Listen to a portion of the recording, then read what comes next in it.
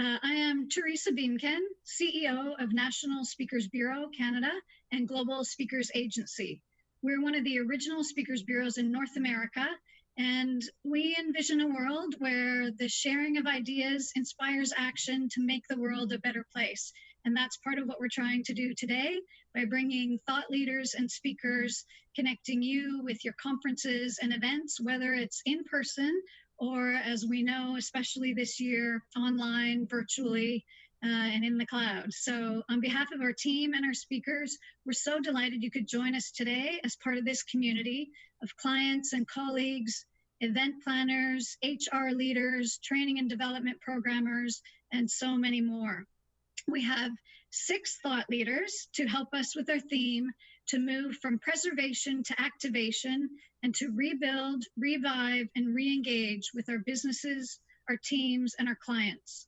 Each speaker will have about 15 minutes, including Q&A, and will run until about 4:45 p.m. And we're so appreciative of you joining us today. I am pleased to introduce our host for the day. Tony Chapman is a communications trailblazer. He ran the hugely successful agencies Communique and Capital C for many years and was recognized early on as the youngest Marketing Hall of Fame award winner. He has the ability to help audiences and clients see the special value of their offerings, connect with the unmet needs of customers, and take you on a transformative journey. He's the host of Chatter That Matters and recently partnered with RBC to host the Small Business Matters podcast, where he helps business leaders find support and inspiration to navigate these challenging days.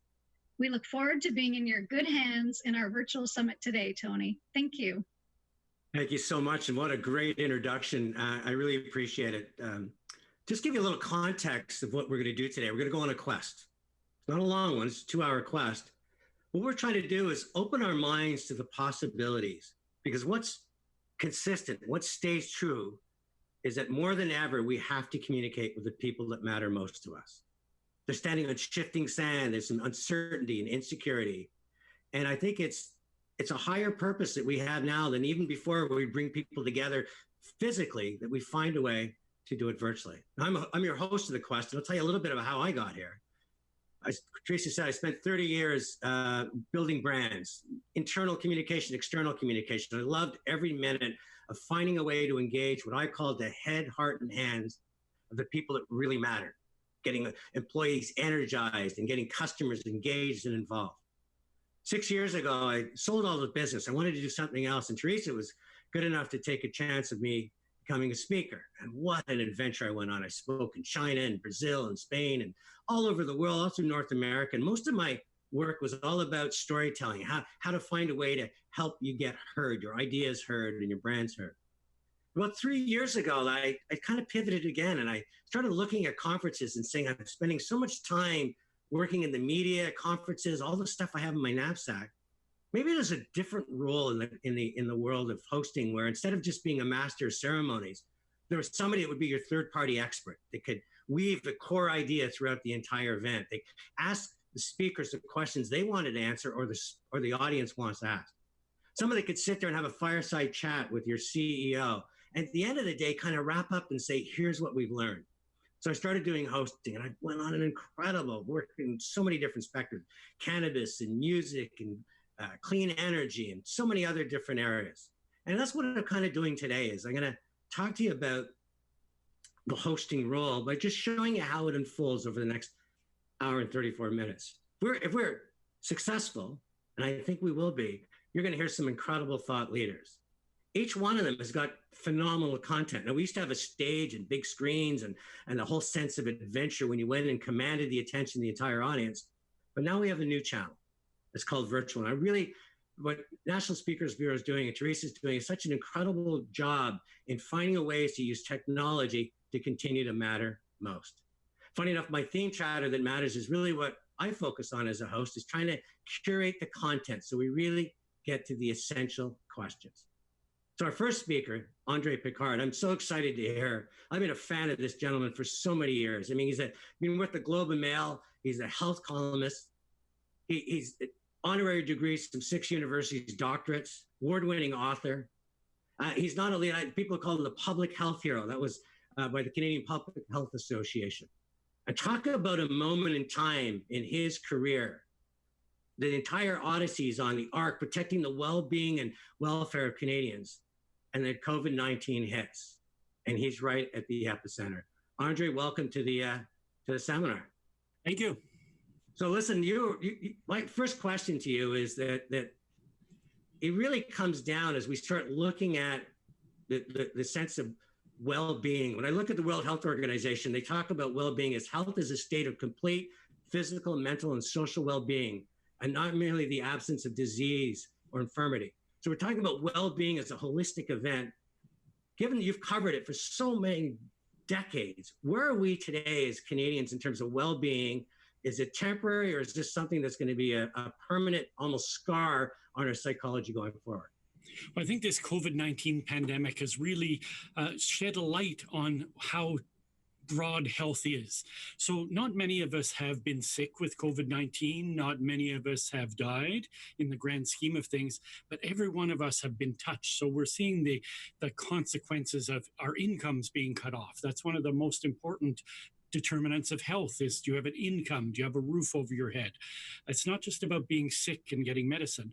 Another really important thing to our health is a sense of belonging, a sense of connection. And that has been ruptured brutally by this pandemic. So, when's the last time you hugged someone, a friend that didn't live under the same roof as you, shook someone's hand? These are things that are going to have consequences for a long time to come. They're going to impact our mental health. They're going to impact the way we think about other people, the way we connect. And it's going to be, especially for children. Children are growing up in a very, very unusual time, unprecedented. We've seen nothing like this for a century. So when I look at it, you're talking in many ways, you're describing Maslow's hierarchy of human motivation, that we want safety and security, then we love and belonging, and then we seek purpose and self-actualization. If I'm involved in an organization or culture, if people are standing on the shifting sand of uncertainty, what role does leadership play to try to put some foundation underneath it to say that, you know what, it's changing, there's a new normal, but we're still a culture, we're still a company? Well, leadership's really important to keep us grounded, to make sure we don't lose hope, that we think, what's the way out, to make sure there's light at the end of the tunnel. What I've found really interesting in this pandemic is that we've seen really different styles of leadership emerge. So, I just cover healthcare, but you look at BC. BC has, the politicians in BC have taken a delegation approach. We're going to delegate this to public health. They're the experts, and we're going to step back. Ontario, we see the premier much more upfront, taking charge. That's a different kind of leadership. Quebec, more cooperative. I'm going to be the politician one day, but I'm going to defer to public health the next. So there's a lot of styles of leadership, and it's interesting, the public view of this. And our politicians, interestingly enough, I was just looking at a poll this morning, are getting very, very high marks from the public. Regardless of having different styles, the public is feeling comforted by what they're saying. And that's really important in a pandemic where we depend on the public action to stop this. We don't have a vaccine, we don't have medicine, we have public trust. So how do you take what you're experiencing and what obviously the citizens are embracing in terms of our political leadership? What advice can you bring to corporations so that they embody the similar attributes? I mean, what makes a good leader during this time?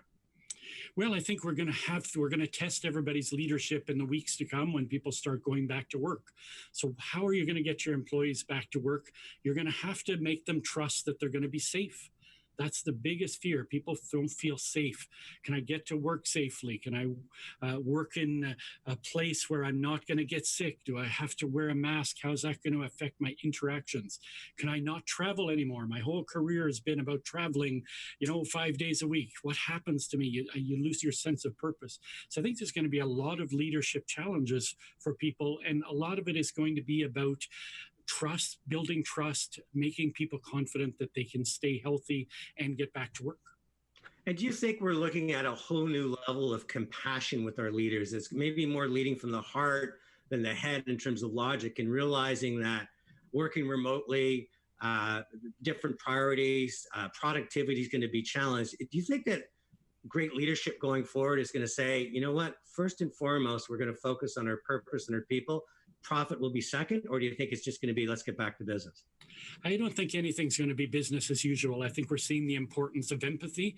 You just have to watch. Many of us are watching too much TV, but what's on TV these days? All the ads are about making us feel comfortable, safe. It's all about empathy, and that's going to be the mot d'ordre going forward. We're going to have to. It's all about comfort, bringing people back from this darkness into, yeah, things are going to be okay, not just for you, but you're not going to be a good worker if you're scared about your children, if you're scared about your grandmother in long-term care. We really have to address those issues: parenting, caring for elders. These are all going to have an impact in the workplace and beyond. And my final question to you, when we talk about leadership styles and attributes, and you mentioned that different political leaders are doing it different, talk to me about communication and what you think is important in terms of how we talk to each other, we talk to our employees, we talk to our suppliers and our customers. Is there anything changed there? Well, this pandemic has all been about communication. As I said, we don't have a vaccine. We don't have really good treatments. We have public health officials and politicians who stand up and say, I want you to make a sacrifice, and if you do, you're going to be rewarded. That's not an easy sell. And we've done a really good job of it. Some jurisdictions much better than others, but almost everyone in Canada now knows who Bonnie Henry is, BC's provincial health officer. She's become the master communicator, able to tell us very complex information, to have us trust us. She's very empathetic, tearful some days when it's appropriate. So she's really showed, I think, to leaders around the country how you have to behave. You have to treat every person as an individual, never dismiss their fears, just address them, and always give them some hope. André, I once again commend you. I think this was your calling in life and everything you've worked for. And the reporting you're doing, and you're going an inch wide and a mile deep, and a mile wide and an inch deep, and somehow you're managing to do both. So thank you so much. And I can't wait to see you either virtually or on the conference floor, because there's so much you can bring of value to leadership and the employees and everything that matters in terms of their well-being. Thanks again for joining us. Great. Thank you, and stay well. Okay. Tracy, it's all over to you. Thanks, Tony and André. Really insightful, and shows why you've got 100,000 followers online, André. We keep paying attention to you every day, so thank you.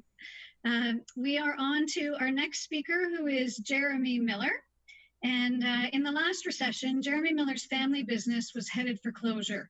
Jeremy stepped in and realized what they needed to do to pivot and regain success by building their brand. Today, he sees similar signs and is helping other businesses find the green shoots of opportunity in a challenging time. I know our team has participated in quite a number of his online webinars that provide tangible insights and practices to help you find your way to re-engage effectively with customers. And we're looking forward to your session today. Welcome, Jeremy.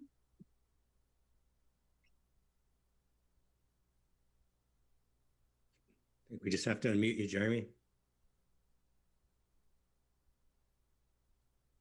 We're mastering the art of a new virtual conference. And thank you, Teresa. It's such a pleasure to be here today with you and with everyone. It's a brave new world that we are in. And we're going to look back at 2020 very much as a BC AC moment, before coronavirus, after coronavirus. And in this, there's a lot of fear, anxiety, sadness. There's even grief to what we have lost. But to that, we are also pioneering new ideas. And so I want to bring forward today a message of hope and a message of opportunity. And so over our short time together, I'd like to talk about the green shoots of opportunity that are ahead of us. So let me share my screen with you for a moment, and I'll flip through a few slides here. So as you look outside, as I look out of my office, I see all of this opportunity ahead of us. Spring is in the air, the blossoms are coming out. And actually, if you're in Toronto, it feels like summer. It's gorgeous outside. And the same kind of feeling is happening on the economic and economy side. We're seeing social distancing starting to ease up. The stay-at-home orders are starting to be released a little. Businesses are coming back online. And with that, there's this sense of hope. And what we're starting to see, though, are green shoots of opportunity. And this actually happens in every single crisis or every single recession. New needs form, and many of the needs that are established in that moment become markets after the fact. Let me give you an example. In the 2002-2003 SARS pandemic in China, it created the rise of e-commerce giants like Alibaba. As millions of people were going through the same thing we're doing today in social distancing, they started to embrace e-commerce. And China embraced e-commerce well over a decade before the rest of the world. Today, we're going through the exact same thing. We are learning all these new skills and techniques, from e-commerce to virtual conferences to Zoom meetings and working from home. And many of the needs that are forming today are being solved. And many of these new needs will exist well afterwards. Let me give you just a very basic example. Curbside pickup. Could you imagine that 6 months ago? Probably not. But now that you've tried it, could you imagine having that taken away from you? Today's needs become tomorrow's markets. And this goes well beyond Zoom and e-commerce and curbside pickup. Every sector is facing transformation right now, and many of it's very interesting that has huge ramifications. Let me give you a very random example. Since the start of this crisis, construction workers have been walking off job sites because, well, they perceive the facilities as unhygienic. Now, at the best of time, a porta potty is not a place you want to hang out in. It's gross. But according to the CDC, coronavirus is transmitted in human waste and carried through human waste. So rightfully so, construction workers have felt that fear and have pushed back to their employers of their expectations. And as a result, these facilities have been, since the start of the crisis, being required to be cleaned 3 to 5 times a day. Before coronavirus, that might have happened once or twice a week. And just imagine that ripple effect that creates. You have a service company that's now coming on site multiple times a day. This means they're running their trucks longer. They need to hire more employees, but they're also wearing out their equipment faster. They need new tires and hoses and valves and pumps, which means they're calling on their distributors more. And then the distributors are going out to the manufacturers. And a whole supply chain is being activated by one simple need. And we're seeing this across the board right now. Just look at the golden opportunity that sits ahead of us right now, as employers are really struggling with how do we reopen safely. And this has ramifications for HR and IT and every sector that there's an opportunity. So these green shoots are available to you. It just takes creativity and being helpful. In crisis marketing, my approach to dealing with this is a strategy framework. We ask really 3 key questions. Who needs your company and its expertise the most right now? What products or services can you deliver to solve real problems that are valued? And then how can you proactively sell and deliver your services to the people with the most need? But the key question here is the first one. Who needs your company and its expertise the most right now? And the reason for that is new needs are green shoots. And so if you're looking for the opportunities to be helpful, you will find opportunity. It's also your security blanket. There's this fear right now that if you sell your services, if you market your brand, you will be perceived as opportunistic or icky. Well, if you are helpful and focused on being helpful, you will never be perceived as opportunistic and icky. And so it's these new needs, these ways of being helpful that liberate you. So how do you find these? Well, we use a very simple tool at Sticky Branding. And the first objective that we need right now is, how do you find and recover the revenue and customers taken by COVID? And the first place you look at is your current customers and your current products and services. How do you adapt your business to support the current market? That's where curbside pickup and those types of services are kicking in. And that's where we get to stability. But where we find new opportunities is by looking at the corners. So the first place is to look, how do you take your current products and services and look to new markets, new customers that you might be helpful? Or look to your existing customers and what additional products or services can you bring to them? In a AC market after coronavirus, there are new needs in both sides that you might be able to be very helpful and relevant in. And those are your green shoots. Now, if you'd like a tool or an exercise on how to do this, just shoot me a quick email to jeremy@stickybranding.com, and I'll reply back to you with a worksheet. And this will get your creative juices flowing. But for today, let me simply give you a story or an example.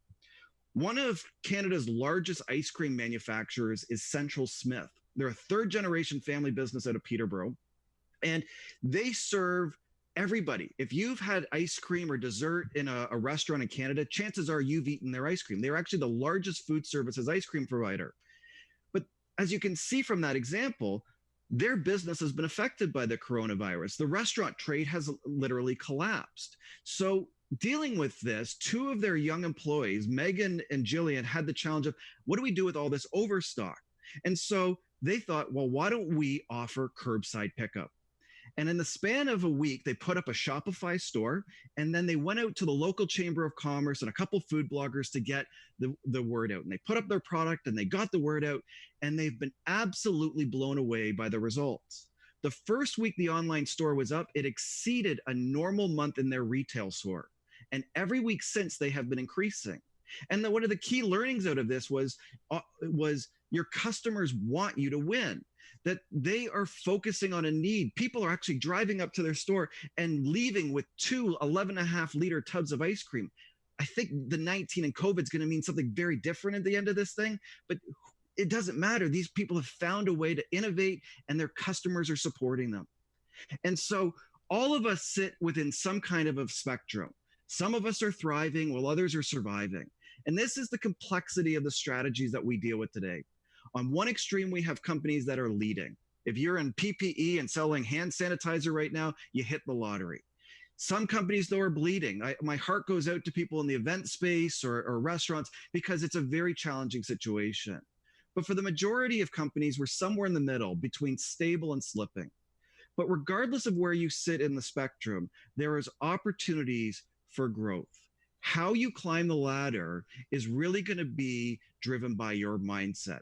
There are green shoots available to everyone, but what's separating the Central Smiths and the companies that are recovering their revenue and their customers very quickly are really driven by how they are coping. And so if you think about it, we've been smushed down Maslow's hierarchy of needs. And as a result, we have this fight or flight response. And the people who are thriving have what I would describe as that warrior mindset. They're punching back. They're trying to conquer the situation. They're innovating. Coronavirus didn't create a moment of change. It accelerated. All these plans were in place, and they're reacting. And if you look at this, this is the greatest entrepreneurial moment of a generation, actually of our lifetime. The playing field has been leveled. Our customers want us to succeed, and there are green shoots of opportunity all around us. And it just takes your ability to step up and conquer in how you're going to do this. I found myself since the beginning of this crisis saying, I have been preparing my whole career for this moment, from my family business to the work I've done in sticky branding to how we have been adapting right now. But there's also this punch sense here. At the start of this crisis, I would often say, F this virus. This thing is not going to hold us down. We are going to conquer it. We are going to deal with the obstacles. We're going to overcome them. And we're going to come out of this year stronger than ever. And we will. And you have that opportunity too. The needs are there. The opportunity is there. Your customers want you to succeed. You've got the funding. You've got everything you need. So how do you do this? Well, Winston Churchill said it best. Never waste a good crisis. But let me level you up with a final challenge. What will your business look like at the end of this crisis? You have this opportunity right now. How are you going to use it? Thank you. Back to you, Tony. Jerry, that's great. Great advice. I'm curious because I love the idea that you talked about the ice cream story, and that it was the young employees that came up with the idea. Yeah. And they embraced it, which says to me now that we're also flattening the opportunities, and anybody with a good idea is going to be listened to. What role can we play with having conferences like this? So imagine a meeting planner putting on a conference that we can get these green shoots happening. Like what's some of the techniques that we could use you for that sort of gets people to start thinking about possibilities versus impossibilities? Well, I'm a firm believer that everybody is creative. And we are born that way. And so inside every organization is this immense creative potential. And so at a conference, what I like to do is, how do we bring out the ideas? How do we create activities that really bring people forward to release that creative genius? But a conference organizer is very much that facilitator, because right now we're in a fluid situation and we need to learn through shared experiences. So if you can bring like-minded people together from multiple different sectors, or even within your own group, to allow them to share ideas, you're actually doing one of the greatest services of all, because we're going to learn not from a textbook, but from each other. So the key idea then is an exchange of concepts, an exchange of content, and having the kind of event that allows that. People are listening generously, and out of it, hopefully there'll be some green shoots that people not only will go after in terms of thriving versus surviving, but more importantly, will feel they have a greater purpose in the company. 100%. And whether it's live or virtual, you have that opportunity right now. The conversation is so immense, and everybody wants to be part of it. Well, that's fantastic. Listen, I really appreciate it. I'm a big fan. I love the fact. I got to ask you one more question. We got another minute. Yeah. There's a lot of people that'll be listening today. There's a lot of people in the workforce that aren't feeling that secure. They feel like they're standing on some shifting sand. And my experience in the past is it's very important that people have a good foundation underneath them. How can, if I have a career that used to be involved in, let's say, bringing people together at big events, and that might not be available for the next year, 18 months, how do I find the green shoots within my own resume to start saying to my company, there's other things that I can do, because content is still king. Communication is still paramount. Any advice on that? It's a paradigm shift. It's the same three questions I asked at the beginning, but it's who needs your expertise the most right now? What you have is permission to do anything that you want. You have creativity. If someone says, well, that's not what you did before, you just go, that's before coronavirus. After coronavirus, it's your opportunity to be generous. So look at your resume, look at the market, look at your customers, look at your competitors, and ask the question, how can I be of service? And if you can identify that need, then how do you serve it? And if you go forward and try to be generous and helpful, what I guarantee is you will come out with your career stronger than ever. Jeremy, I've heard you before. You're fantastic on stage. You're a great workshop facilitator, a great brander. We thank you for joining us. And Teresa, I'm going to turn it back to you. Sounds great. Thanks, Jeremy and Tony. And I've got my warrior mentality going. So appreciate the perspective. We're now going to move on to Jennifer Moss. Jennifer Moss is the first person that I heard use the phrase post-traumatic growth. And she learned it both through personal and professional experience. Today, she's called upon by the CBC as the happiness expert and by Harvard Business Review to author her next book after her articles on burnout and happiness resonated and trended with readers. Today, she's here to talk to us about post-traumatic growth and building extreme resilience. Welcome, Jennifer. Hello, thanks for having me, Teresa. It's great to be here. So I'm very, excited to be with the group today. This is obviously strange times, uncharted waters. I know that's an overused phrase right now, unprecedented, but it is unprecedented. And we're all being tested in this very interesting social experiment. But it's teaching us a lot. And what I really want to get across today is that we can go through this and actually come out in a way that's quite positively effective in our lives. We just need to build the skills. And so I'm going to show you a few ways that we can do that today and the science behind post-traumatic growth. So I'm going to show you my slides here and share my screen with you. I'm going to just quickly share my screen. There we go.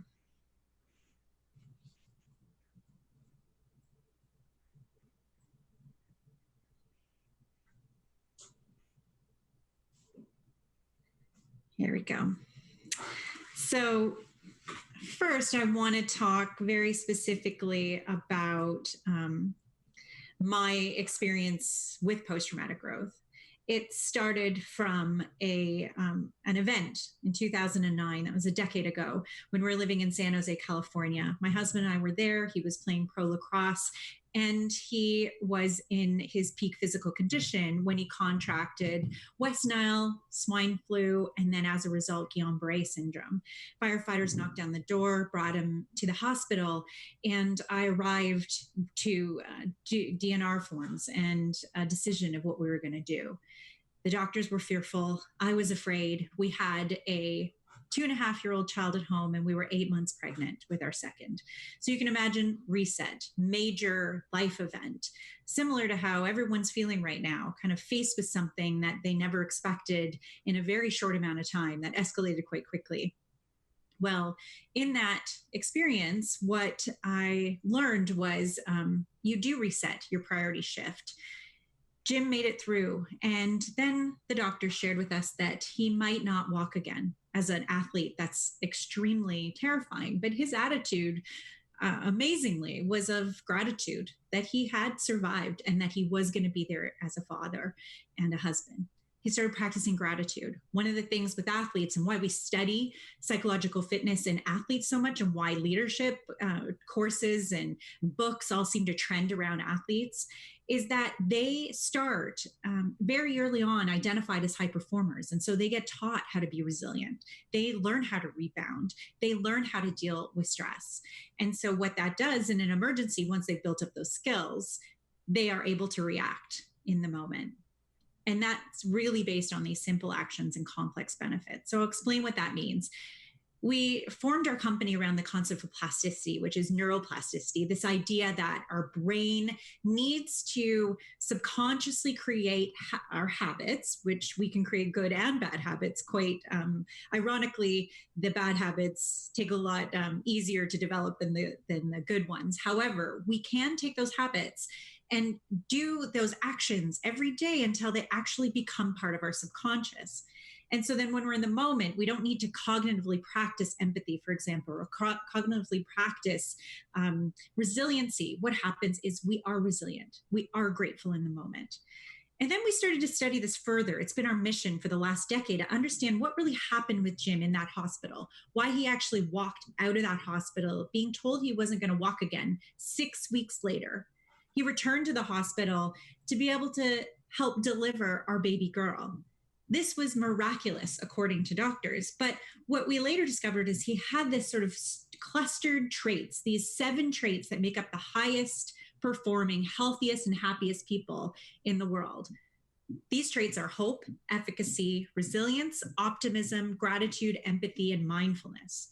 And researchers have been looking at this for decades, really since the 50s, when Martin Seligman looked up the concept or came up with the concept of PERMA.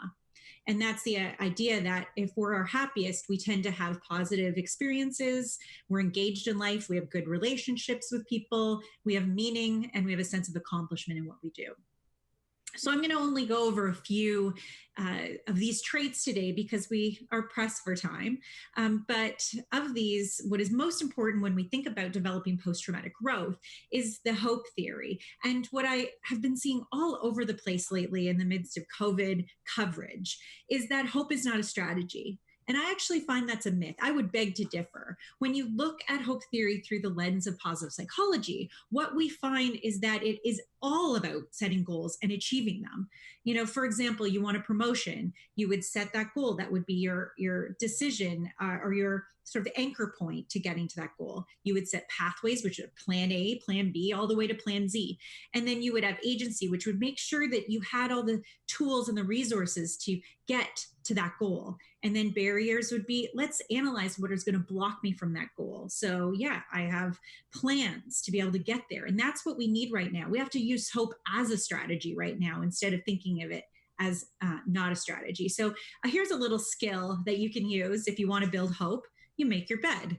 Sounds really simple, but the idea is that we start early in the day, as early as possible, and make one small goal happen. What happens in our brain, according to neuroplasticity, is that we start to predict that we're going to be able to achieve more goals throughout the day. One small thing begets a bigger thing, and so on. So for any of you who don't really want to make your bed, some people really hate making their bed, then I would just suggest doing some small thing. And right now in the state of COVID, where we're feeling maybe a bit demotivated, even just getting up and having a shower and getting started can be really as much as we really need.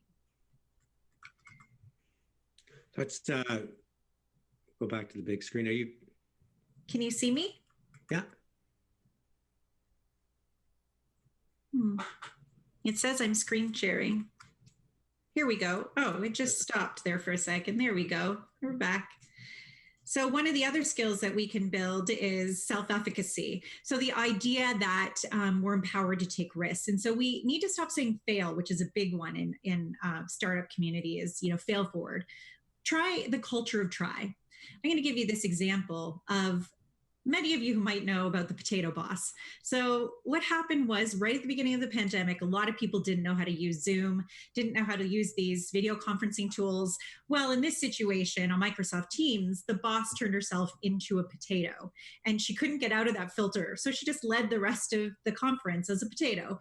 These are really simple things, but what we're realizing is that the things that we thought we were really bad at the beginning of this pandemic lockdown, we're slowly figuring out, and we're realizing that we might have been afraid to do some of these things. We might have been afraid to try. Even organizations right now that are going to digital first or work from home full time, we're maybe afraid of making this decision, but throughout this have decided, okay, this works. But you can't figure that out unless you have a culture of trying your organizations, and that means taking risks. We also see that resilience is a really important thing for us to be able to develop. And that's really when we can use challenges and see them as adversity and just really see them as adversity, but then turn them into challenges. And when you look at post-traumatic growth specifically, we do have this happiness set point, according to some positive psychology researchers, where we rebound to where that set point was originally. But with post-traumatic growth, it's extreme resiliency. So we actually use this moment as fuel. As Jeremy was talking about these green shoots of opportunity, but we can actually propel ourselves above that happiness set point, and we become something that we never imagined we thought we could be. When it comes to optimism, it's so important. Language is key right now. We have to think about how we can use the most optimistic language to change the environment and the narrative around us. A couple of things that I suggest as tips for how we can do that is try for the next 24 hours saying, I get to versus I have to. Small mind shift. You'll realize how often you say I have to about things, so that maybe if you switch to I get to, it could change the narrative in your brain. And then work from removing the word always and never from your vocabulary, because it creates permanence. If you say, it's always going to feel like this, then your brain is going to predict that it always will and that you have no control over how you feel. And, as André mentioned, empathy. What is so important about empathy right now is that we need to be able to not just feel what other people are feeling, but support their experience. One of the things I am consistently saying is there is no right way to feel right now. There is no right way to feel right now. And I think we need to use that mantra and really reduce judgment or expectation or, preaching how we need to behave. We need to, as leaders, really try to get in the shoes of the people that we are working with and that we're leading. Understand that those people that are working from home, they might not be in an easy situation. We think that that's the greatest gift you can give to someone is that flexibility of working from home. But there's a lot of people who are missing that in-person connectivity and relationships. And also remember that there's an empathy myth about the golden rule. People say, do unto others as you would have done unto themselves. But you aren't actually able to really create policy and expectations and infrastructure when it comes to your business unless you actually do unto others as they would have done unto themselves. And that means listening really clearly about what it means to be inclusive, what it means to be able to provide an environment where everyone can excel, not just some. And I want to remind you that this is about simple actions, complex benefits. It's going to take a lifetime. It's not a diet. It is a lifestyle change. It's working on this in your organizations daily in these small ways, in these small lifts. All the other traits that I talked about have skills that can be built within 2 minutes of just practicing them every day. And this was the scene that you saw, in our first slide. What is so important to remember is that our narrative matters. When I was in the hospital with Jim, he had a moment where he was crawling because he refused to use the bedpan. He had to get and make it across to the bathroom. And so he listened outside just as he was about to make that really long crawl to the bathroom. And he heard outside a nurse that was frustrated. She was angry and, sort of arguing with a patient, arguing with a coworker. And she came in and he was on the ground and he looked up at her and she said, "You better get used to it, sweetheart. You're going to be like this for a long time." He was gutted. he went back to his bed, and the 6'1", 220-pound pro athlete who had just been told he wasn't going to walk again cried his heart out. And then in the evening, he tried it again. He said, I refuse to let that narrative put me down. But he was humiliated and sad and discouraged. But he walked, he actually crawled again to the middle of the floor, and he was exhausted. So he had to rest. And the night nurse, he heard her outside, and she was giggling and she was laughing and connecting with her coworkers. She came in, she said, don't you worry about it, sweetheart. You'll be back in no time. Jim realized at that time that, our narrative and the narrative that people share with us is so impactful on us. He was elated, and he really credits that moment where he realized he could take or leave what was being told to him. It was what he needed to harness to develop that post-traumatic stress moment. And he wrote back to that nurse a year ago to tell that woman that, thank you for helping me walk and helping me be there for the birth of my tiny daughter, Olivia. So I'll just end you with this. When you need to have something that sparks joy, when you feel like you are not getting through, when you feel like you can't get up in the morning, when you're feeling extreme stress, remember that there are little things that we can do. And part of that is visualizing a future that includes that joy, and that right now is a moment of time, and that we will get over it. And if we do practice these skills and do these tiny actions every day, that we will develop post-traumatic growth, that we have hope to be stronger, and we can be the night nurse in how we get other people to pull through along with us.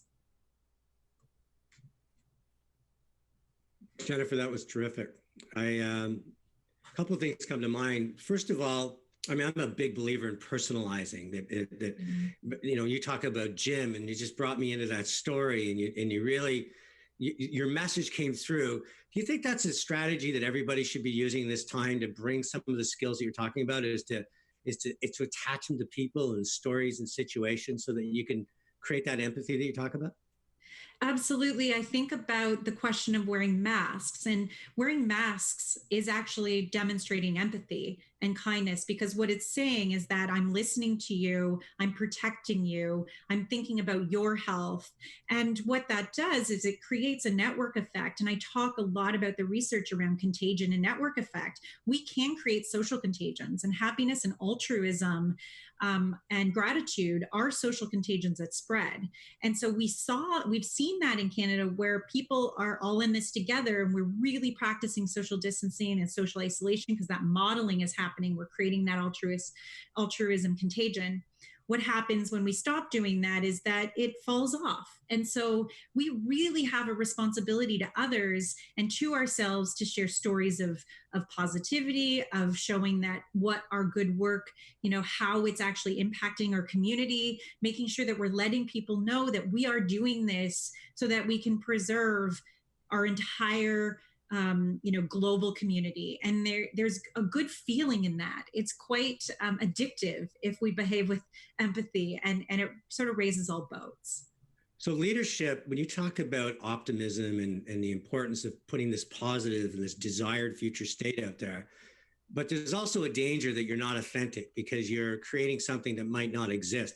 What's the delicate dance between being the leader that's positive, having confidence and conviction, but also still having to be honest enough to go, we might not have all the answers yet? Well, what we found in the research is that transparency and humility are one of the best ways to communicate a message. So we're seeing that when we create sort of an attitude that we have it all figured out and I've got it, taken care of for you, don't worry about it, and I'm not going to actually share those truths with people, then it seems like what we found in the research is that employees actually have less compliance. They're not as interested in following a leader like that. They feel like they don't have enough knowledge, and that creates stress and anxiety and uncertainty. So a leader does play a delicate balance to say, I've got your back, and that can be used through optimistic language. And we really try to train teachers to be able to do that. We've got your back. We have this figured out, but here are the real facts about what is going to be laid out. And giving those real facts and giving a real strategy and showing a plan makes people feel like they can trust you, even though they feel uncertain about the future. That's great. If you're just joining me right now and just joining our conference, I've had three incredible speakers, and I'm always looking at how does this all work? And I think of André Picard and the fact that he's got to the very epicenter of health. And I see him on, this fireside chat and conversation. So people really feel that they're on the inner circle versus what's real or what's fake. Jeremy comes up and I see almost a green shoot. Somebody, before we start a virtual conference, everybody gets this little planter with dirt and they start to grow things and really to foster creativity and ideas, and people have a permission to how we go forward. And Jennifer, when I saw you and listening to you, you're the perfect kind of person to come on even once every week or every month. And just to keep people true to the fact that happiness still belongs in our vernacular, even though we're drowning in fake news. That you're talking about simple steps. So like, we're going to start this conference at 9, but before you do, make your bed and we'll tell you why. Yeah. These metaphors are so beautiful. So I really appreciate the 3 years so far. We got 3 more to come. Teresa, back to you. Thanks, Tony. Great summary of the first half so far, and really helpful takeaways. I know, Jennifer, you inspired the gratitude wall at our office, and that's something I try to practice every day. So thank you. We are on to Anna Maria Tremonti. Anna Maria Tremonti is someone that we've regularly welcomed into our homes, our cars, and our businesses over the past decade and throughout 2020 so far, whether it's been as part of her 17-season host of CBC Radio 1's The Current, now as host of her top-rated podcast, More, or with her COVID interviews with the Canadian Journalism Foundation. Her recognizable voice, her thoughtful questions, and her approach to finding the humanity in the people we meet draws listeners in. Today, she'll take us on a journey of embracing unknowable change. Welcome, Anna Maria. Hi, thank you very much. And hi, everyone. And I'm really pleased to be here. I'm guessing that, like me, you've had to face various forms of crisis and change in your life that has really shaken things up. But right now, we're in a moment of time where the whole world is shaking. There's a whole lot of trouble out there.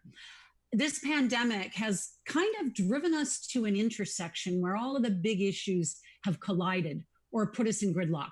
Medicine, science, politics, geopolitics, economics, business, society, every aspect of our society, how we work, how we play, how we learn, how we interact, have all come to that intersection and have joined that gridlock. There's a lot of trouble at that intersection. But I've spent my career looking for trouble. I have gone into places that other people are trying to get out of. I've driven into the path of a hurricane because I needed to be in the eye of the storm. I have been smuggled into cities under siege in wartime when other people were sneaking out. And I've learned a few things about how to anticipate what might be coming, how to spot patterns that show how to move forward. And it's interesting, in the course of doing work in conflict zones, I had to take courses on hostile environments, actual hostile environment courses. And that's where they bring you together with other people and they take you through things and teach you things like combat first aid. They teach you how to avoid gunfire. And they also teach you how to spot landmines so you don't drive on them or step on them. But they also spend a really huge amount of time working with you on driving, of all things. And I didn't get it at first. They teach you how to drive fast through obstacles going straight. They also teach you how to sit in the passenger seat and how to be, if something happens to the driver, if they are shot, if they have a heart attack, they teach you how to get them out of the way, grab the wheel of the car and keep moving. And they teach you how to drive backwards at speed through an obstacle course. And you do that by using the side view mirrors. You are not allowed to use the rear view mirror. And it's counterintuitive, but it actually gets you through faster with more precision. You're not looking back, you're looking around. And you have to think and see things differently through those side mirrors. And you end up somewhere where the path is clear. So there's a lesson there about how we navigate trouble. And that's important right now in these times when we need to find an alternative route forward, and it just isn't clear what that route might be. So think about it. Navigating trouble is really about navigating change that we do not expect or cannot control. And talking to people going through change is the essence of all of the work I have done in journalism throughout my entire career. I've witnessed just how messy and disruptive change can be. I've gone to places where economies have collapsed, the countries of the former Soviet Union, the countries of Eastern Europe. There was a massive, sudden change in the late 1980s and early 1990s, but there was also, in the midst of that, tremendous new freedom, political, economic, personal, and a lot of people embraced that and they created better lives. Other people were desperate to have the old ways back. They were afraid. And sometimes that fear led to really brutal conflict. The changes created wars, but those changes also led to all sorts of other things. They create the creation of new universities, new innovations, new ideas, new hopes, new economies. Over the years, I've reported on an array of change. And I'll tell you, I think the scope of this change that we're living in right now is as big and as overwhelming as you think it is. I think André made the point. We just have not lived in anything like this. And it's true. Again, it's the intersection of all those things that matter to us. And like in most stories, I am never the expert. I've jumped into a lot of stories without knowing enough. I've had to navigate, I've had to figure out how to understand what I don't know so that I can identify the questions I need to ask and then bring the information I get forward so that other people can use it. And how I learned to do that is by reading, by watching, but mostly by asking and then watching and really listening and then asking again and watching some more and listening some more. So as you think about how to navigate all of this change and find new ways through that side mirror that I talked about to get through it, there's a couple of things you can think about. And maybe you can ask yourself some questions, because sometimes asking yourself questions can help you think about change when none of us really has an answer, but they allow us to think about things differently. So first of all, who works with you, who you can brainstorm with? What are you seeing as you read and you watch and you talk to friends? Like, take a step back and what are you really seeing? And what are they seeing? Are there any patterns in what you see as you trade notes? Are there signs? Signs on timing, for example. Like, all the legitimate sources right now point to a very long tail on what we are going through. There is no quick back to normal. There is going to likely be a new normal with some ongoing social distancing. So if you could decide, what kind of new normal would you love to see? And is there a way that you can work toward that? Think about all of the great things you brought to the table pre-COVID. How do you rework that so others can still benefit from what you have to offer now and then later as time goes on?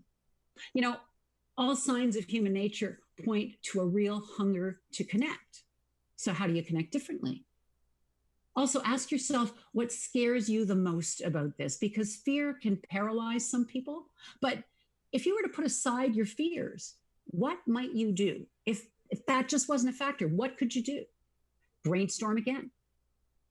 And like my little analogy about all those big issues being in a gridlock at an intersection and my training about driving backwards, how do you drive out of the gridlock one little car at a time? But we've already discovered that the technology that existed before COVID is now working for us in new ways. It's allowed us to work from home. It's enabling our meeting today. So what else might it do for you or us? What could it do for your business? What could it do for your life? I want to tell you what I see. You can read a barrage of news stories right now and you can get really depressed about it. But I see hope in all of those stories. I see business owners and individuals who, at great personal cost, have agreed to the shutdown we're living under for the public good. I see politicians who have put aside their usual fights to work together. I see individuals who risk their lives every day to help those infected with COVID-19. Look at the hospitals. I see others who continue low-paying jobs to provide the rest of us with services we need in the lockdown. I see a new appreciation of experts, the scientists. It isn't perfect, but overall, I see more goodwill than ill will. And we even see it in the stories that are not good stories.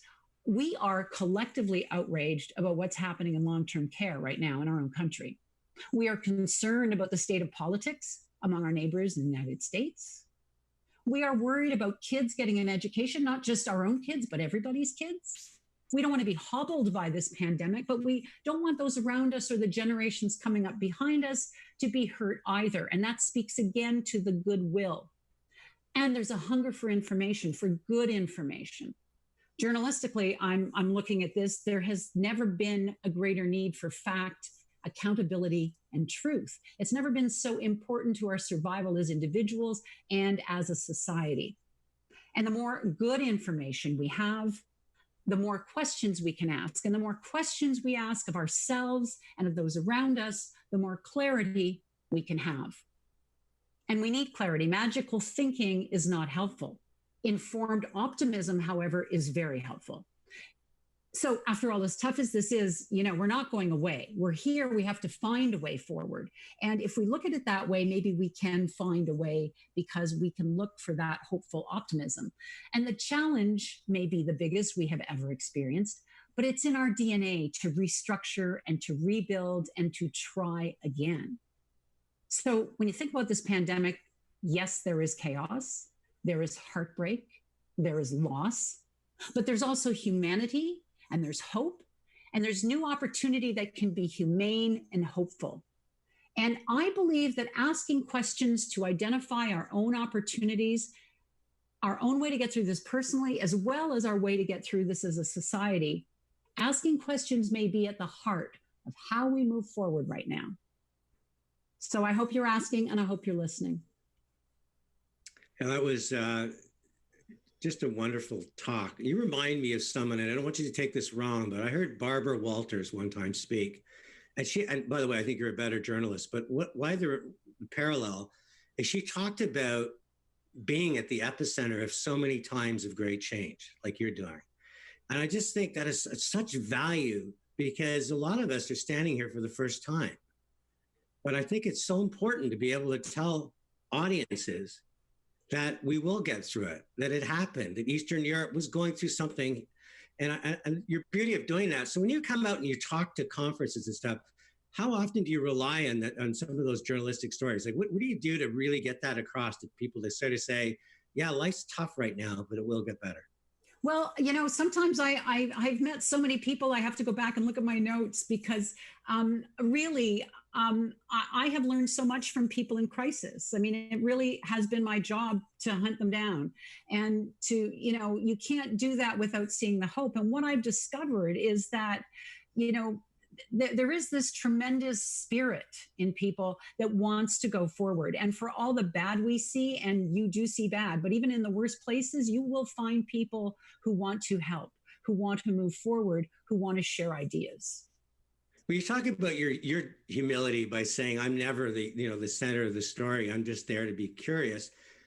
What can you advise leaders? Because to me, times like this, the ones that make things happen versus watch and wonder what happened, very often is attached to leadership, not necessarily at the top of an organization, but this sense of the spirit that comes up, this phoenix that rises. What are the attributes of the people that you've noticed over time that says that is somebody that understands how to bring people from the negative to the positive? In a nutshell, look at the people around you differently. So look at the people you work with and look at them differently. And, give them some ownership of whatever you're trying to work through. I'll give you an example. I was not only at the Current as host for 17 years, I helped create it, and I was part of the team that guided it. And what we did at the very beginning was that we decided that 3 senior people could never have as many ideas as the 10 producers coming to the table every day. And so we created a system where they would work together in little groups and bring ideas so that no one person could be humiliated and told your idea is no good, where they would massage an idea and bring it to us. And if they didn't bring us an idea, we never put it on air. And what that meant was that the top-down system of assignment went out the window. And it meant that they had ownership of the story. We would massage it. We could say, no, we're not going to do that. We could say, oh, can you make it a little harder? But the core of it came from them.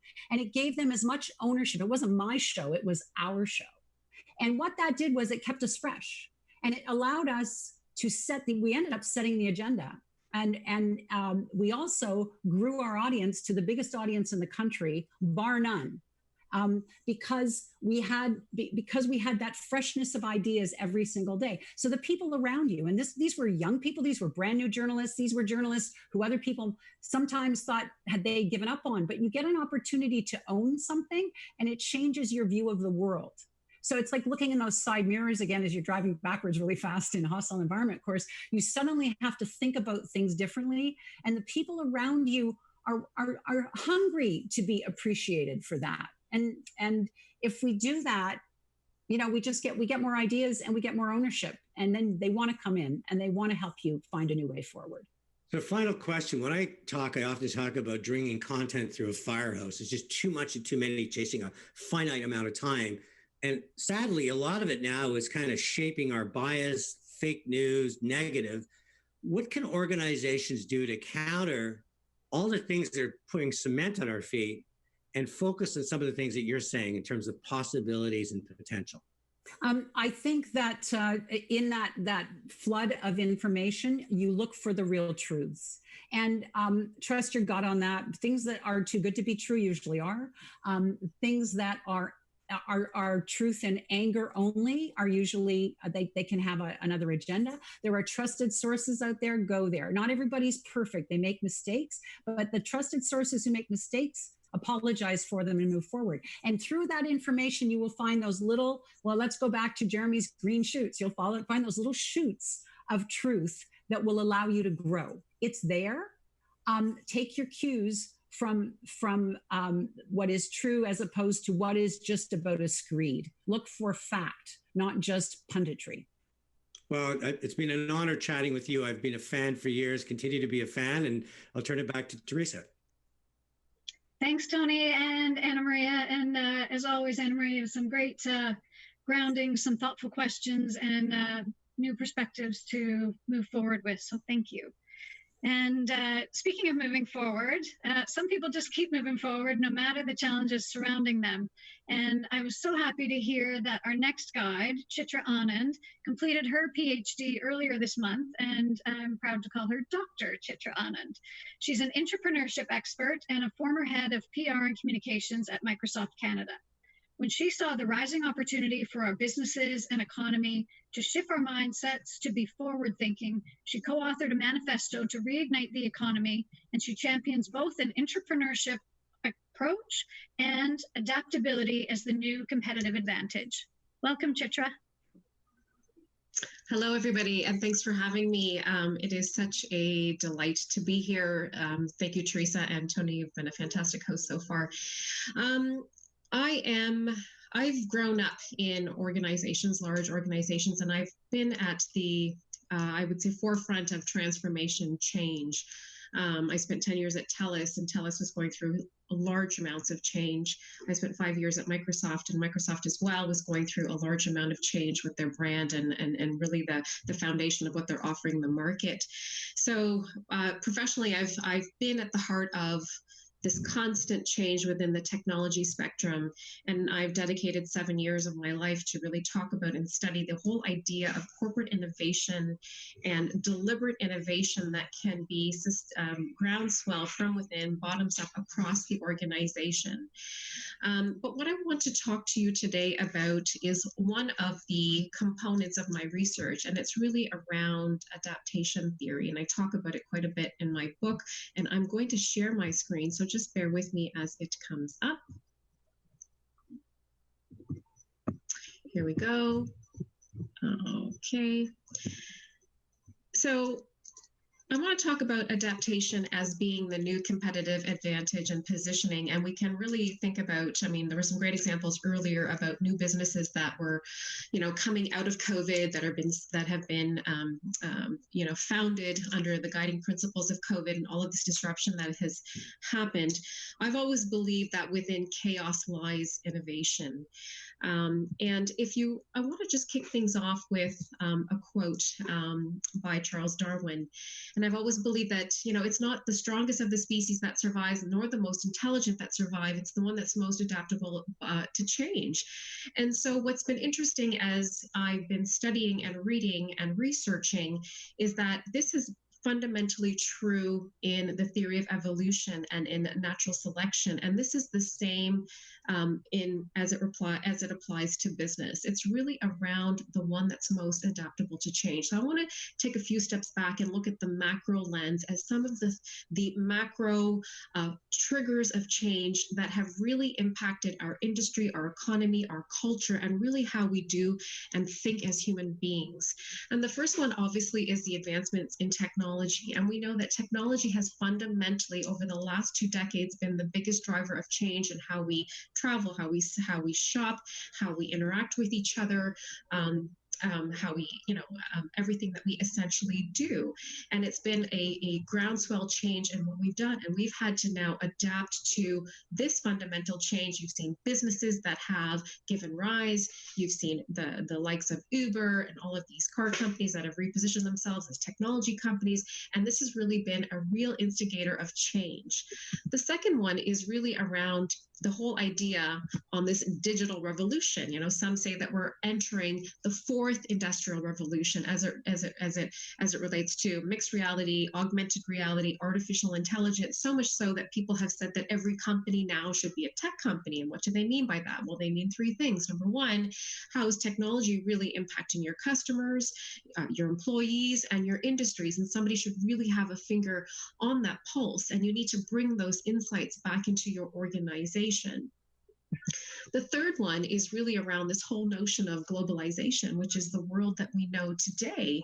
I mean, globalization is not a net new concept, but what technology has done is it's really enabled the ease of globalization. So we can do business from anywhere in the world, in India and China, and technology has really enabled the rate of change and the pace at which we can do business. And the last one, as we know, is, any sort of pandemic that we're living in right now is also institutionalizing a change. And what we really need to think about is, as human beings, how do we really start to adapt and think about the lens through which we see the world and our businesses in order to counteract these changes?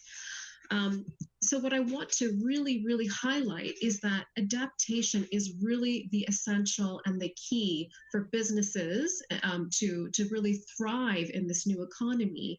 And the one universal truth is that nobody is really immune to the shifts. And we all need to adapt in order to thrive. So I'd like to pose 3 questions that I'd like you to think about. And the first one really is your mindset on the outside or on the inside? And what I mean by that is, are you thinking about everything that's happening at a macro level that I talked about? I've always believed that culture really dictates business. If you look at politics, if you look at socioeconomic change, are you looking at all of those macro trends, and are you bringing those insights into your organization? And we've seen the rise and fall of many organizations because they have become insular, because they have been too focused on the inward. But you need to have this fluid, symbiotic relationship with all of the trends that are happening at a macro level outside and bring those back into your organization and adapt as you go along. The second question that I would like to pose is, are you and your teams on the defense? And what I mean by that, and we heard about in Jeremy's talk about these innovations that happen when people and your team members bring ideas and opportunities, or even are curious within your organization. Are you on the defense, or are you open to ideas to bring back into the organizations, whether they're questioning business models, whether they're questioning new divesting of a product line or investing into something new? Are you open to those changes, and are you incorporating them and crowdsourcing your innovations from within so that you can really, really monopolize and take advantage of that? And the third one is, are you in the practice of making regular changes and enhancements?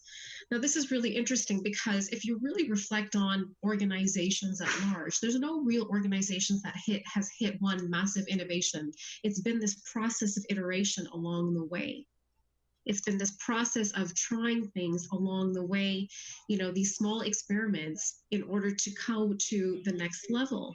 I mean, and we heard Jennifer talk about looking at how athletes operate and how they function. And I'm quite fascinated by that as well, because I like to classify myself as an amateur athlete as I do these Ironmans and marathons.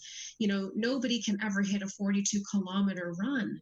I mean, it's always a process of training and iteration. You go from 5 to 7 to 11 to 13 to 15 to 17 until you hit the 42-kilometer mark. And the same applies to business. I mean, if you look at some of the innovations that do happen out of these big tech companies, it's never a one-hit wonder. It's like these constant changes with the iPhones, new product development. If you look at one version to the next, it's never these massive changes. It's about these small iterative changes for them to hit the next big milestone. So I ask, are you in the practice of making these changes and enhancements along the way? And the key to do this within your organization, from the years of study that I've done and the observations that I've done within these organizations, is really to unlearn some of these learned behaviors that we've acquired over time. And what I mean is that we are a product of our social constructs along the way. And what I'm proposing is that we start to challenge the way we think so that we can start to open up this idea of adaptability along the way. So I want to equip you with a couple of tools on how to change the thinking from within organizations within your particular environments. And the first one is around conducting micro experiments. And I'm a really big fan of this. And what I mean by that, we talk about these risks and failures and learning from these failures. But what we need to do is really empower your team members to conduct micro experiments so they can extract learnings along the way, so that they can start to really enable these enhancements along the way. I'm a big believer in hypothesis testing, having certain hypotheses and then being able to test them through these series of little experiments along the way. The second idea is around your ability to read signals. So I talked about earlier having this outside in perspective. I believe that we should all be walking ethnographers. I mean, we are in the midst of a pandemic and we are in the midst of all of these changes right now. But when you have this constant mindset of looking at what's happening from the outside in, we're not caught off guard. We're able to plan, we're able to look at some of the changes culturally, socially, economically, and read those signals and bring them back into the organization so that we can incorporate them into how we evolve our business, whether it's our models, whether it's new product development, whether it's talent acquisition, whatever that is. So it's really being able to read those signals. The third one is really around shifting our organization from having rules to guiding principles. In order for us to really be adaptive and innovative from within, we have to shift from rules to guiding principles. Rules, by definition, are very rigid. Guiding principles are much more malleable. And what I mean by that is, if you have people coming to you with ideas that need to be implemented or executed, we're able to bend the rules. There's no great innovation that has never broken the rules, so to speak. So we have to be flexible and forgiving as we provide frameworks for our organization and for our team members to really implement the ideas. And we have to know, how do we actually then take them into mobilization? And in order to do so, we need to shift into a more guiding principle mindset. The last one is really around first principles thinking. Now, first principles thinking is really not a net new idea. It's really about looking at decisions and ideas and proposals through a fact-based lens. we as human beings really make decisions based on assumptions. Assumptions are preconceived ideas. Those ideas may or may not be correct because they're not based on facts. And what first principle theory really does, it enables you and it forces you to look at the facts before you make decisions. So we all know that, Elon Musk is an innovator, and you may agree with what he does or not, but he applies this rule of thought. And really what it is, for example, when he was trying to come up with Tesla and come up with these batteries, people thought that he was crazy because coming up with electric batteries would be far too expensive. But all he actually did was did the research behind it and found a more practical way to actually put them together. And he was able to do that at scale. And similarly, when he founded SpaceX, nobody ever thought that, you would be able to have a reusable rocket ship, but he applied first principles theory, where you go back to the data, where you peel back ideas at their very core, and then you build from there. And once you apply that, those actually lead to the right outcomes, which will help you enable an adaptation model from within your organization. The last one that I want to leave you with is an idea around what I said earlier, is that within chaos lies innovation. And what I mean by that is that we are all in the business of solving problems. But in order to solve problems, we need to really understand what the problem is before we can offer a solution. Many times, we get into the room, we get into a boardroom or with our team members, and we're starting to ideate, but we haven't really identified what the problem is. You're looking at the symptom of the problem and not necessarily the core problem. And so when you're able to peel that back and shift your mindset into really looking at what the problems are as opposed to what the symptoms are, then we're able to ideate the right kinds of solution. And some of the things that we can start to think about as we are in this time of, change is, and within our organization, just to get things rolling is, we need to think about our business as value creation. What is the value that your organization can provide back to the market as we get into a recovery and thrive mode? What are some of the changes that you need to make, regardless of whatever industry that you are, to provide value back, given the new norm that we're going to be operating under? We live in a rich data-driven economy. What kind of facts and data and rich market information can we derive from that data that will inform your decision makers and your team members to make the better decisions on how to reform or even build new models moving forward? We are also going into the time of artificial intelligence. What are the implications of that? How do we streamline things? What are the new skills and competencies that are going to come out of this that you're going to have to retrain your workforce and your employees, in order to combat that? So how do we actually elevate human competencies to address some of these changes? And we really need to shift our mindset from hindsight to creating foresight. It's so much easier to see a business file for bankruptcy, which we're seeing right now in the economy, and say they should have done that, they could have done that. But we need to take our mindset and shift it to a place of planning and adaptation, so that we can actually plan for the future, so that those examples don't become us. So we need to really start to think about that. And once you're able to shift your mindset into a more proactive approach, given all of these tools and mindset shift, then we'll be able to really build an environment of adaptation, which will really put you on a new trajectory for competitive advantage. I'm also available on Twitter and LinkedIn and on my website. So if you have any questions, even after this session, please feel free to reach out to me directly, and I promise I will always respond. Over to you, Tony. Trisha, that's fantastic. First of all, before I get into your content, I think you have to turn off your screen. You would? Yes. I want to see myself. No. I just wanted to make a point that I absolutely love your graphics, and I think that one of the things that we should be talking to everybody about is how important content and graphics are today when there's so many bad Zoom calls. And the imagery you have is fantastic. What's more fantastic is you. I've known you for many, many years, and I remember you at Microsoft, and you would be considered then a disturber. you weren't easy to work with because you just weren't prepared to accept hierarchy. You felt that there was different ways to do things. And I think, did you have somebody that was in that organization that saw something in you? Because that, instead of sort of being nudged away, they in fact accelerated your career. So what happened at that point? And is there advice that you can give people to make sure they're finding champions to help sort of surround themselves with people that are capable of doing the kind of change that you're suggesting? Yeah, I think it's a great question. I think that that is the absolute key to support people who are disruptive or who have ideas, who are innovators, who want to crowdsource innovation, who have solutions to problems. You're always going to need an ambassador.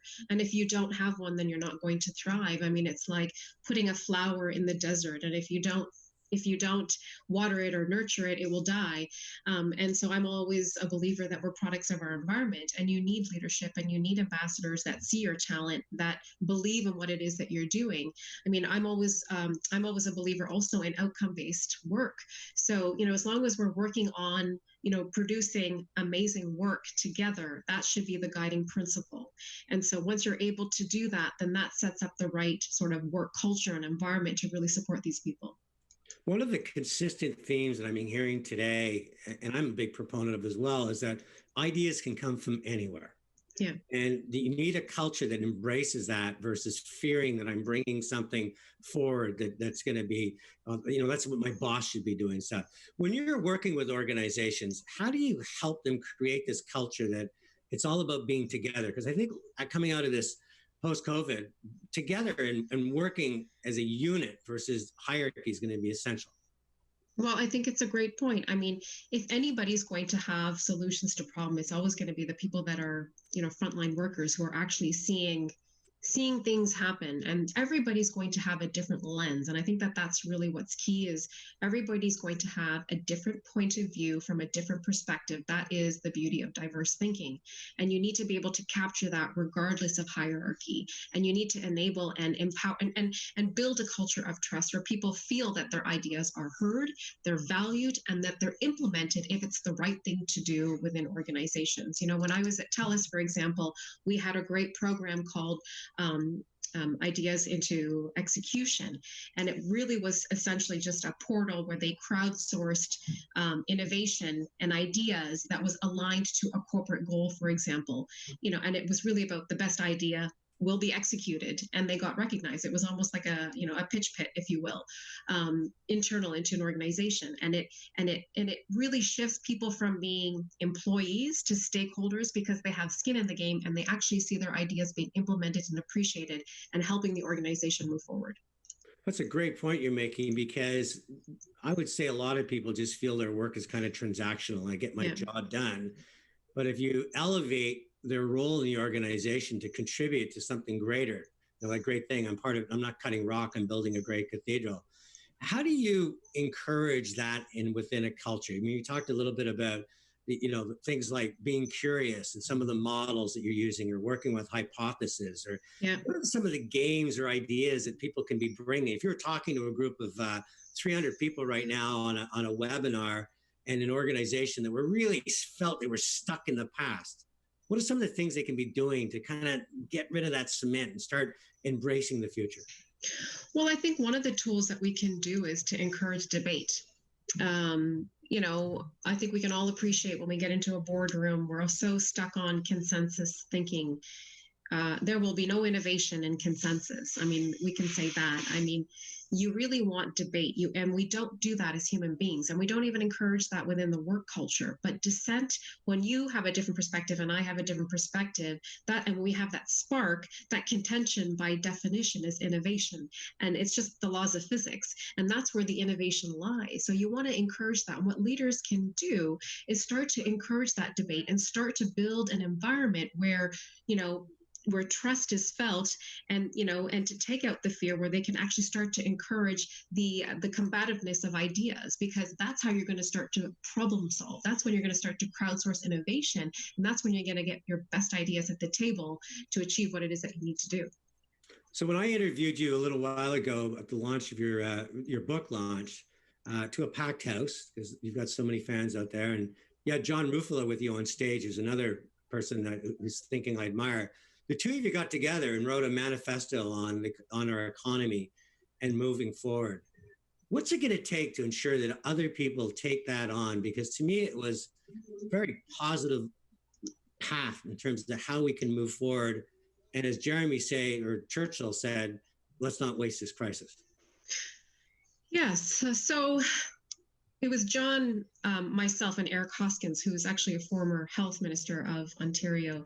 And we felt the need to really write this manifesto to look at COVID as an opportunity. And, you know, everybody's talking about this recover and thrive model, but we're really seeing this opportunity to pause and also look at what kind of economy does Canada want to be? You know, I did talk about globalization in my talk earlier. You know, one of the great examples coming out of COVID is around the supply chain. I mean, one of the questions that we need to ask ourselves as Canadians is, you know, how dependent do we want to be on international supply chains? Do we want to become more independent? Do we want to support local economies? So it's an opportunity to really reset. And I think that the more that we talk about COVID as an opportunity to reassess and reset ourselves from a business perspective, I think that the more comfortable we're going to be coming out of this in a positive way. Well, Chitra, I know you're phenomenal on the conference floor. I hope one day I'm part of your campaign team as you run this country, because you're the kind of thinking that we need. So thank you very much. I'm going to turn it back to Teresa. Thanks. Thank you. Thanks, Tony and Chitra. And the micro experiments part really resonated with me, Chitra. I know, especially in a time like this, there's a need to just try new things, jump right in and see how we can all support each other. So thank you for that. And Tony, taking us on this journey as our guide, you've helped us see the opportunities going forward and really pulled out the richness of a lot of our speakers' presentations. So thank you. I haven't finished though. I want to ask you a few questions. Sure, go ahead. First of all, I mean, listen, a lot of us have touched different speakers bureaus. Yours one is, to me, I was to describe yours, it's got great heart. You care, you think, you're very client focused, you're looking at what content you present. Well, in the past, we had this great stage and this sense of the electricity of bringing people together and how the cocktail party would fuse with the trade show with the main tent in the theater. A lot of that's being taken away. But what I'm hearing today more than anything else is it's absolutely paramount and essential that we find a way to connect with people. What are you doing as a Speakers Bureau to help people make sure that they're getting the kind of content their audience deserves? Thanks, Tony. I appreciate your perspective, and certainly we've got a really wonderful team that cares about all of the speakers on our roster and the clients that we're working with. And we are in an industry that's hit pretty hard these days. But part of our approach has been similar to what Jeremy's spoken about. In our regular meetings, we talk about how can we be of service to our community and to our clients. And one of the ways is trying to do something like this, where we know we're surrounded by the thought leaders and people on the front lines who are living and thinking and trying to help us work through this. And if we can share some of your expertise with our clients, hopefully everyone can take something away to help us all move forward. So that's in good part what we're trying to do. And you know, we're in the business of sharing ideas and in the hopes that those will turn into action. So whether it's live on stage, I mean, certainly we miss that, but hopefully there's been an experience today where, you know, we've come to learn that a lot of the virtual events have a greater sense of intimacy and inclusiveness and accessibility that you just can't get at a live event. So, you know, we're trying to immerse ourselves in this world and see how we can best help others. Fabulous. I wanted to leave you with a couple of parting thoughts. My whole life is all about how do I help people get the attention they deserve? And when I mean attention, I don't just mean they pay, there's a price tag. I'm talking about resonating with people's head, heart, and hands, the way they think, feel, and ultimately act and behave. And I've just chased that my entire life, building careers, speaking stage, hosting conferences, and my new podcast, The Chatter This Matters. And I really believe that as we move forward, we've been given an incredible opportunity. All of us, and everybody listening, all the speakers you heard today, because people are starving for positivity. They're starving for opportunity. They want leadership. They want a path forward. Forget this. The stage might be denied for us for the next 18 months. It doesn't matter. What matters most is that we really think through the content. We really understand, and we've heard it consistently through the day. Understand who your audience is. What matters most to them? How are they feeling? What's their sense of unhappiness or happiness, their sense of insecurity or security? Understand that each one of them is on a quest, and what can we do to help them get to where they want to go? And when I go back and André, I mean, having someone like him come in and cut to the center of what really is going on with our well-being. And as like the World Health Organization talked about it, our holistic well-being, having him involved. Jeremy coming in, he's probably the most quoted person today, talking about green shoots, but it really is the little seeds of opportunity that when you water and watch them grow, suddenly people go from being, we can't make it happen, to making it happen. You know, when we looked at Jennifer and talking about this, you know, the personalized stories that she shared and the sense of happiness and the sense of resilience and what you can do with it and how powerful and important that is. And Anne-Marie, to have Anne-Marie, who's being to the center of the most epic crisis, she sought that. That is her life's cause, to go out and find out what's going on and resilience and how do people change and adapt and come out of it and thrive.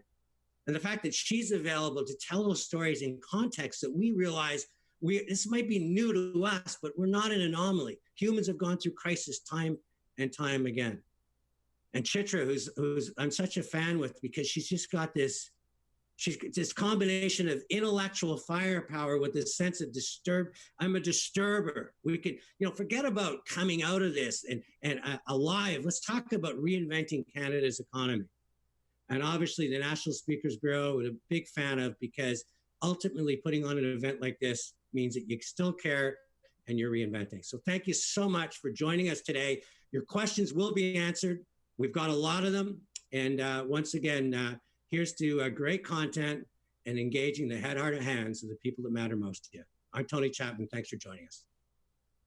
Able to really pull out the heart of what you've heard and synthesize it in a way that's meaningful for everyone. So appreciate you taking us on this journey, and to all of our speakers going on this quest, hopefully from preservation to a stronger sense of optimism and activation, the ability to re-engage with customers, to revive our economy, to build our resilience, and move forward with more confidence into the future.